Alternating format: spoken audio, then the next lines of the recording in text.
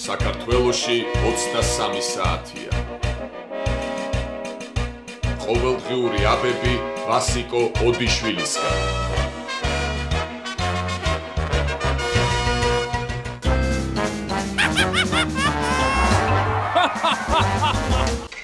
ის რაც ვერ გააკეთა სააკაშვილმა შეძლო რუსთავიორმა. კერძოდ გუშინ 12 საათსა და 20 წუთზე ბიძინა ივანიშვილი გაუშვა.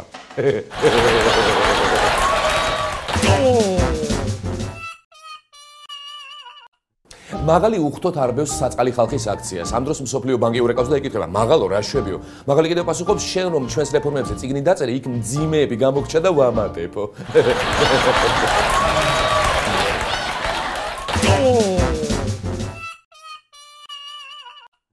საღამოშვილობისა თქვენს ტელე და რადიო ყუთებშია ყოველდღიური გარაცემა, ყოველდღიური აბები ვასიკო ოდიშვილისგან და მე ამ გარაცემის სამყარო ვასიკო ოდიშვილი გაახლავართ.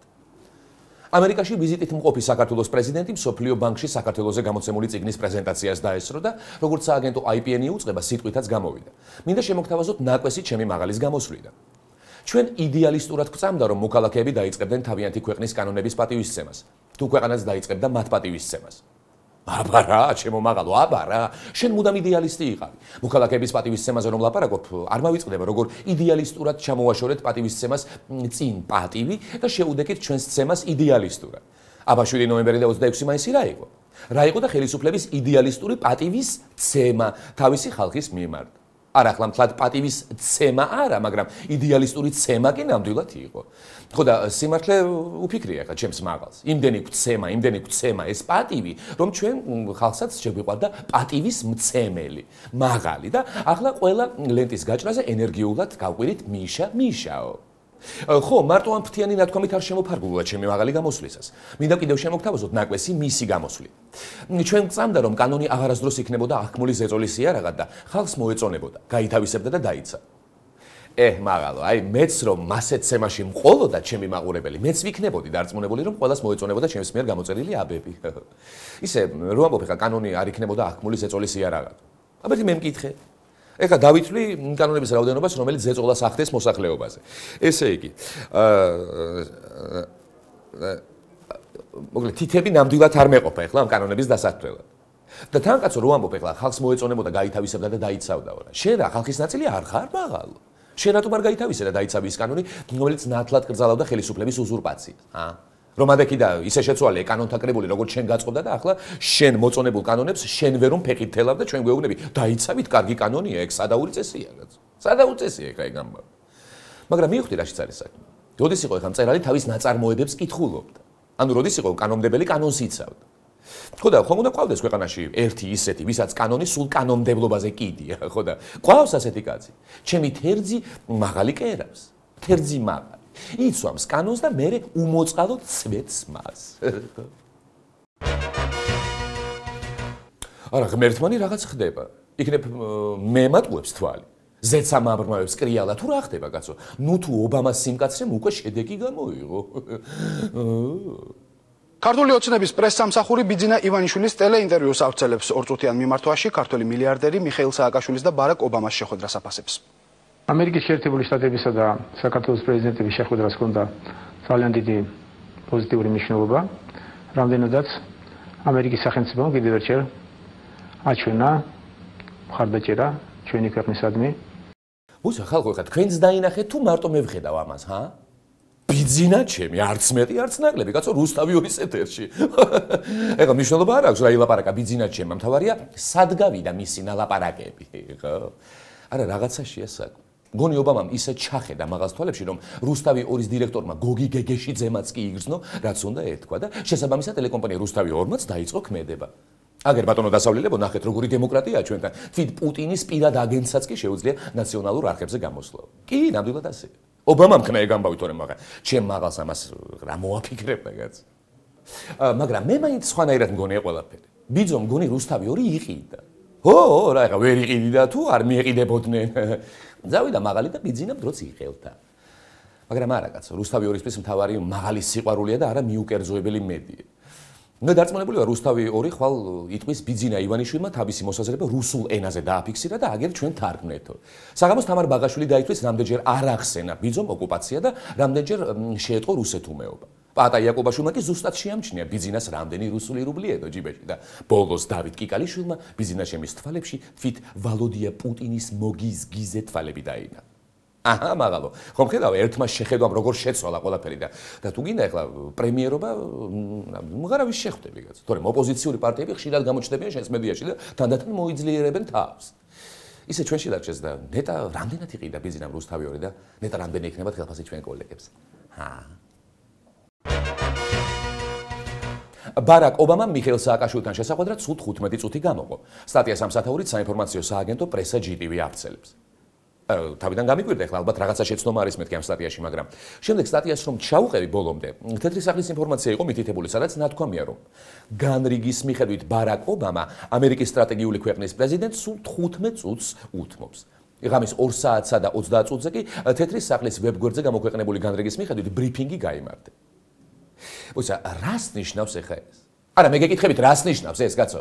სტრატეგიულ პარტნიორს 15 წუთზე მეტი დრო არ დაუთმო ბარაკ ობამამ? მაგას ჩემი მაგალი კურთხელი ხომ არ გონია, კაცო? რას ქვია ამისთანა ბრგევაშკაც წარმოსადეგ პრეზიდენტს 15 წუთი როგორ უნდა ყოფნო და თავის დემოკრატიულობაზე და მიღწევებზე სასაუბროთ, კაცო? სამაგიეროდ ჩვენმა ნაციონალურმა არხებმა საკუთარი გამოცდილებიდან იციან, რომ ჩემი მაღალისთვის 15 წუთი არ არის საკმარისი. შესაბამისად, რუსთავიორმა გითხრა, რომ პრეზიდენტების საუბარი 1 საათი გაგრძელდა. იმედმა გითხრა, რომ 1 საათზე მეტი დაუთმეს პრეზიდენტებმა ერთმანეთს, ხოლო საზოგადოებრივი მაუწყებელი უსასრულობაში არის გადასული და ელოდება, როდის დასრულდება ომავა სააკაშვილის შეხვედრა. მიდით, ბიჭებო, კაცო, მიდით, მიაწეხით, ასე გააგრძელეთ. მე არჩევნების წინ გითხარით, რომ არჩევნებამდე კიდევ დიდი დროა დარჩენილი. ხოლო ჩემი მაღალის მართლობა რომ დასრულდება 80 წელი კიდევ გვატყუეთ რომ მაღალი არცა წასულა და ისევ განაგზობს ქვეყნის დემოკრატიული მეთოდებით მართვას. ისე მე მივხვდი რანაირად აქციეს ნაციონალურმა მედიებმა 15 წუთიანი შეხვედრა საათნახევრიან შეხვედრად. ძალიან მარტივად, უბრალოდ შენელებული კადრებით გვაჩვენეს ობამას და მაღალის შეხვედრა და გამოვიდა 15 წუთზე მეტი.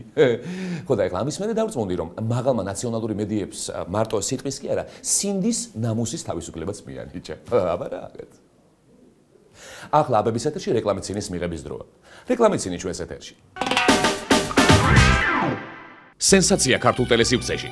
რუსთავი 2-ის ეროვნულ გამათავისუფლებელ ეთერში გამოჩნდა რუსი ჯაშუში, ოლიგარქი და საზოგადო მოღვაწე ბიძინა ივანიშვილ-ჟირინოვსკი. მან ამ ეთერის საშუალებით ისაუბრა, გაგვაცნო თავის მოსაზრებები და შემდეგ ისევ გაუჩინარდა. საოცრება ლათინური სიტყვაა და ქართულად ხალხის წინასაარჩევნოდ დაბებას ნიშნავს.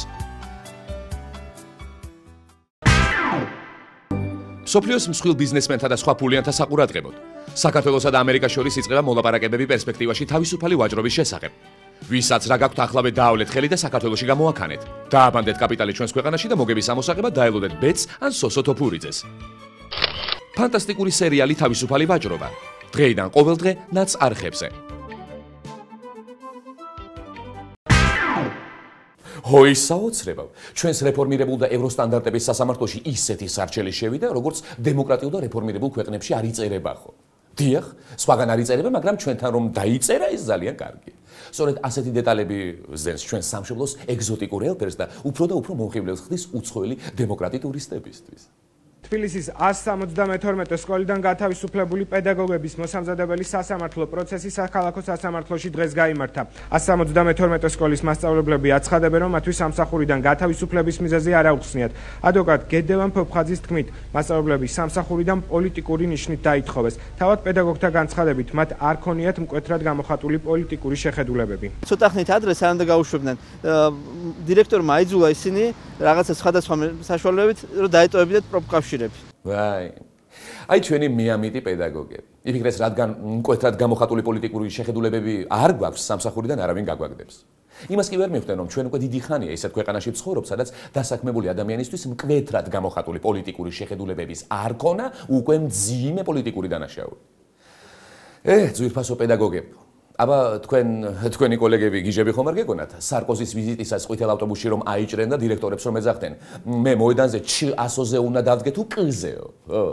ან იქნებ ისინი გეგონათ შემცდარნი, მაღალი საავადმყოფობის გახსნაზე ერთი ხელი ტაშს რომ უკრავდნენ და მეორეთი გუშინდელ საკონტროლოებს ასწორებდნენ. ახლა სხვა დროა, პოლიტიკური შეხედულებების არ მქონე პედაგოგები.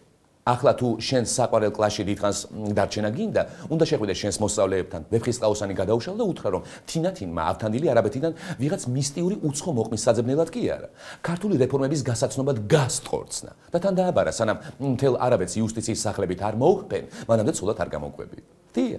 ასწავლეთ ასე მოსწავლეებს და მართალია ახლა ისინი განათლებული ხალხის რიცხვში ვერ შევლენ, მაგრამ სამაგიეროდ ჩვენი მაღალი შევა ისევ ავლაბრის სასახლეში და მსოფლიო ბანკს თუ დაუჯერებთ, სწორედ ეგ არის ის ერთადერთი მიზანი, რის მისაღწევადაც ყველა განათლებულმა კაცმა უნდა იბრძოლოს.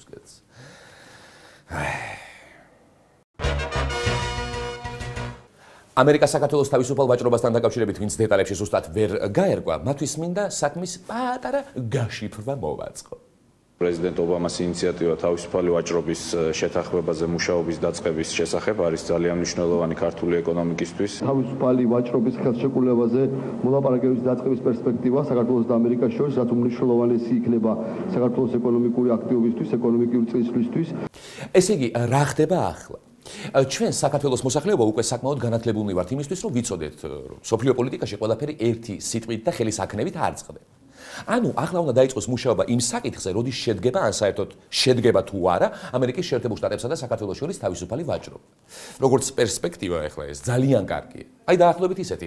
ქართულ დემოკრატიას რომ მქონდა 2003 წლის ნოემბერში, მაგრამ შემდგომში განვითარებული მოვლენებისა და გამო ამ ნათელმა საკითხმა ღმერთმა ნუქნას, რომ იგივე ბედი გაიზიაროს. ერთი სიტყვით გავიგეთ, რომ ჯერ არაფერი ხდება და ყველაფერს სამომავლოდ ველით. მაგრამ არა. ნაციონალური არხები რის ცისფერ ვარდისფერ სათვალეები არიან თუ ყველაფერი არ მოგვაწონეს და თავისებურად არ გადმოგცეს. მიხეილ სააკაშვილისა და ბარაკ ობამას შორის თავისუფალი ვაჭრობის შესახებ მოლაპარაკების პირველი შედეგი მღვინის მწარმოებელმა კომპანია თელიანი ველმა ამერიკულ სამთავრობო ორგანიზაცია ოპიკთან 15 მილიონი პროექტზე ხელშეკრულება გააფორმა. წარმატებული შეთანხმების შედეგად ქართულ კომპანიას უკვე 5 მილიონი დოლარი ჩაირიცხა, დანარჩენ თანხას კომპანია ეტაპობრივად მიიღებს.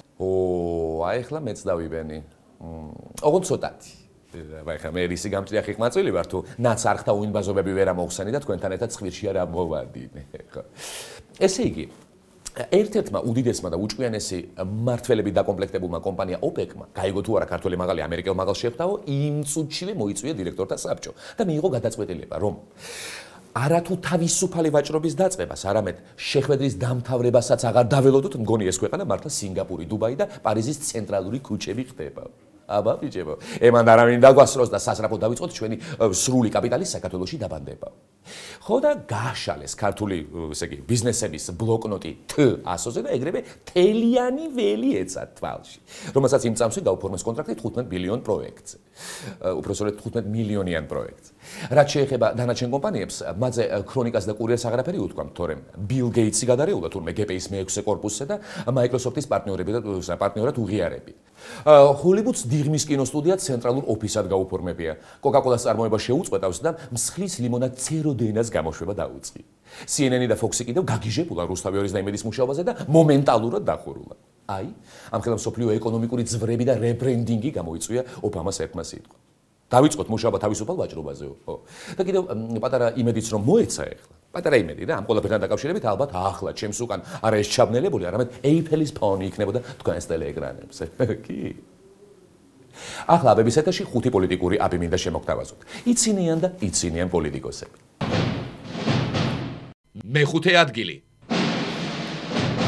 მეხუთე ადგილზე გავიდა ამერიკელი ექსპერტი ჯონ სისტერი. ნამდვილად არ ვიცი ახლა ეს ექსპერტი ვინ არის, მაგრამ არ შეიძლება ასე ექსპერტო არა. მგონი ბევრი მოწიე.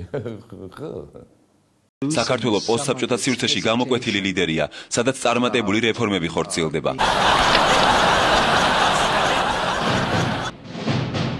მეოთხე ადგილი. მეოთხე ადგილი კულტურის მინისტრ ნიკა რურუას ერგო. ვეთანხმები ბატონ რურუას, საქართველოს ამერიკისთვის ისეთი მნიშვნელოვანი პარტნიორია, რომ ამერიკას ნამდვილად სურს დემოკრატიული საქართველოს ხილვა და მართლობის ცვლა. წინააღმდეგ შემთხვევაში არც ისე პარტნიორები ვიქნები. ერთი ლესეტოა მნიშვნელოვანი პარტნიორი და მეორე საქართველო. ბარაკ ობამას ადმინისტრაცია ხშირად არ მართავს ასეთ ოფიციალურ შეხვედრებს, არამედ მხოლოდ ძალიან მნიშვნელოვან თავის პარტნიორებთან. მესამე ადგილი. მესამე ადგილს ბაქრაც ინტელექტუალ თავმჯდომარე იკავებს. რა ვერ გავიგე იცით? ამ ჩვენს რეგიონში აზერბაიჯანი ჩვენზე განვითარებულია. სომხეთი ჩვენზე მაგრად ბლატაობს ევროპაში. თურქეთი და რუსეთი ზე სახელმწიფოები არიან და აბა რეგიონში ვიღა დარჩა. არა, ისე ჩეჩნებზე და ინგუშებზე უკეთესი ქვეყანა კი გვაქვს. კი. შეფასება, რომ საქართველო არის შემდგარი და წარმატებული დემოკრატია და საქართველო არის მაგალითი რეგიონის ქვეყნებისთვის.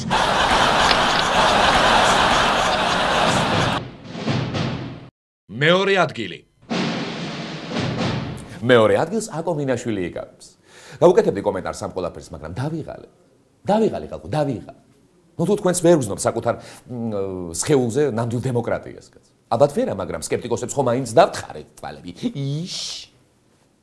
თავისუფალი ვაჭრობის შეთანხმება არის მნიშვნელოვანი იმ კუთხით, რომ ეს არის ინტერესის გაზრდა ინვესტორებისათვის საქართველოში ფულის ჩადების, რაც ნიშნავს იმას, რომ ვითარდება ქართული ეკონომიკა.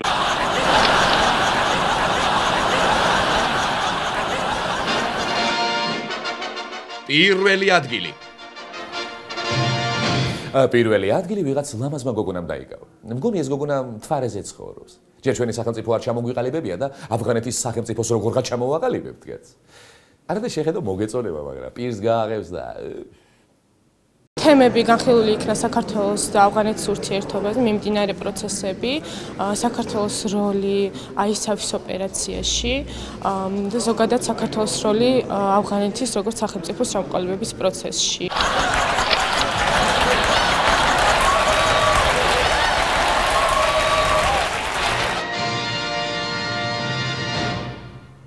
ეს გახდათ ყოველდღიური გადაცემა ყოველდღიური აბები ვასიკო ოდიშვილისგან. ნუ მიიღებთ სხვა აბებს.